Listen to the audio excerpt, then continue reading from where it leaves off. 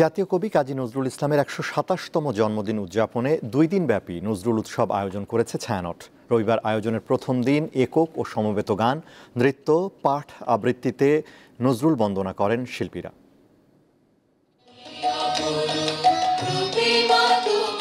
কাজী নজরুল ইসলাম সাহিত্যের সকল শাখায় অনন্য বিচরণের পাশাপাশি সুর ও সঙ্গীতের জগতে এক মহাসাধক। তার গানে উঠে এসেছে গ্রাম বাংলা, সাম্য, প্রেম, দর্শন, ধর্মীয় ও আধ্যাত্মিক চেতনার জগৎ।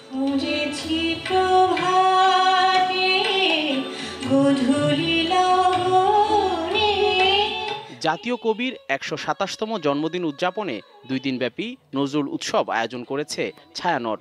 রবিবার সন্ধ্যায় রাজধানীর ছায়ানট মিলনায়তনে শিল্পীদের সমবেত কণ্ঠে একই অপরূপ রূপে মা তোমার গানের সঙ্গে সমবেত নাচ দিয়ে অনুষ্ঠানের সূচনা হয়। বিশেষ গীতি আলেখ্য কাবেরী তীরে পরিবেশন করেন শিল্পীরা।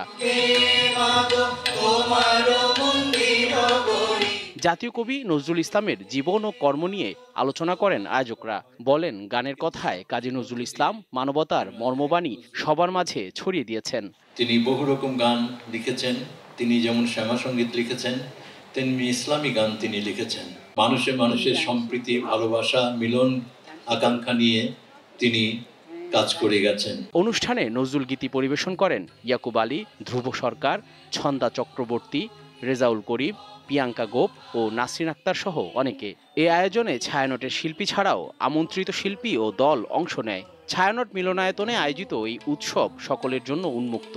2 দিন ব্যাপী এই আয়োজন শেষ হবে সোমবার।